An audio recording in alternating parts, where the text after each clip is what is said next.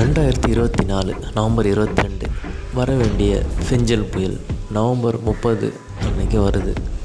So மக்கள் எல்லாம் பாதுகாப்பாக இருங்க.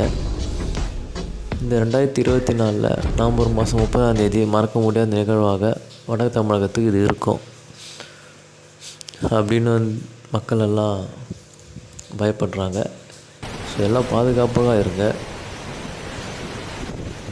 அதிகமான கனமழை பெய்யும்னு அறிக்கை விட்டுருக்காங்க. ஸோ நம்மளுக்கு தேவையான உபகரணம் முன்னாடி நீங்கள் ஏற்பாடு பண்ணி வைக்கிங்க.